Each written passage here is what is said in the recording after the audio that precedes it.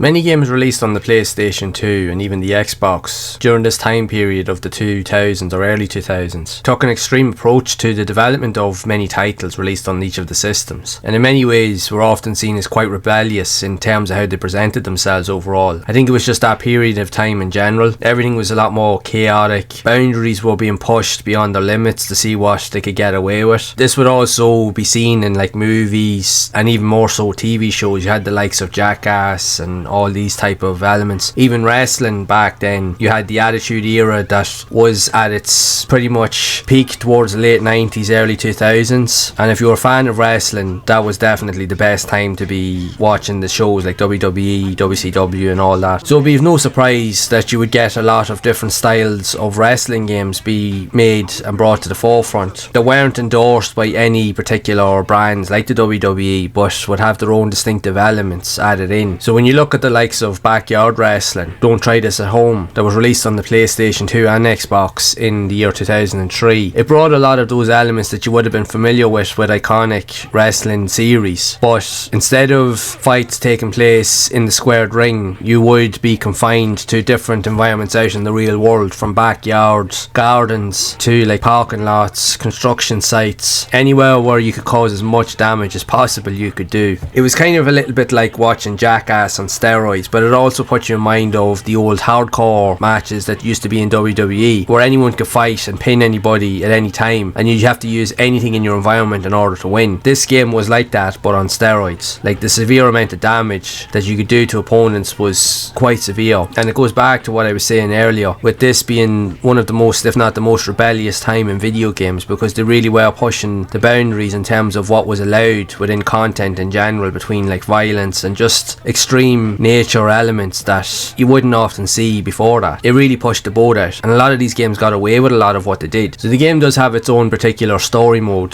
that bases itself around all of the characters and their goal in order to become the best wrestler of their type. And you do have different creative modes where you can go in and create your own wrestler, utilising various characteristics and movesets, finishers and the like, even their own taunts and everything. Very similar to more mainstream wrestling games like of SmackDown and other types of games like it. And you have to face off against as many opponents and do as much damage as possible. Now, you can pin opponents if needs be, but it's very hard to do because the aggressiveness of the AI. This game is very, very difficult, just like its sequel. Very, very tough games. It's better to try and just knock your opponent out completely rather than trying to pin them. So that will require you to use not just all of your moves and special moves and finishers, but use every single piece of weaponry or environmental elements that you can find, from bins to glass, spiked or barbed wire fences, pretty much anything you can get your hands on that'll do damage. You have to use it to the best of your ability and make sure you don't get hit at the same time. But in saying that, because the aggressive nature of the AI opponents, sometimes that isn't an easy thing to do, because sometimes they just spam the same moves, and especially on certain types of environments, no matter what you do to them and no matter how much you try to damage them, you can't barely even get a hit on them, and even when you do, you never seem to take as much out of them as they will on you. They'll have you wiped out in a matter of only a minute or two, whereas it'll take you ages to defeat them. It always seems to be the case with these games, I find. Now, it's not to say that it's a bad game. It does have some really cool elements and gut-wrenching kind of aesthetics as well. If you're not subjective to violent elements, this may not be the game for you. But a lot of these concepts were noticeable, and it was reflective in the game's reviews, because it didn't receive the best reviews on all platforms, mixed at best. While they did like the extreme elements, the game really wasn't as fleshed out or as polished compared to more mainstream wrestling games of the time. But it did offer a very unique perspective or alternative to players that wanted something a bit more hardcore, if you will, if you wanted to put it that way, where you could really go above and beyond the confines of the ring to really take things to the next level. Because if you wanted to do severe damage to opponents, this was the game that you would play. But it was obviously popular enough that it received a sequel only a year later. But I think it was a reflection of its time. These games were hitting the market. Like I said, this console generation with the Xbox and the PlayStation 2 was definitely the most rebellious time in video games. Games like this now aren't really a thing as much, and if they are, they're very few and far between. And truth be told, the way things are today, a lot of these concepts and even this type of content wouldn't really be allowed today, because it'd be cancelled before it even has a chance to shine, in all fairness, because you'd be afraid of upsetting somebody. But it is what it is. It's just a reflection of its time. While it will appeal to mainstream wrestling fans or hardcore wrestling fans, but it won't appeal to everybody out there. It does have some interesting elements with the likes of the fighting mechanics, move sets, and even has some like platform style elements that uses gameplay styles from the likes of even Power Stone that would have been on the Sega Dreamcast, where you can run around the arenas to take advantage of whatever's available at your disposal. So it does offer something a little bit different, and if that is something you're into, sure, there's no harm in giving it a go, but it won't be for everybody, like I said. But in saying that, if you're a wrestling fan, I would love to know your thoughts of this. Were you a fan of this game back in the day? Did you enjoy it, or maybe not so much? Or were you a fan of the more mainstream WWE games, or anything like it? So be sure to share it down in the comments below. And if you would like to see more content around more wrestling games like this that were also released on the PS2, then you can check out this playlist right here on screen.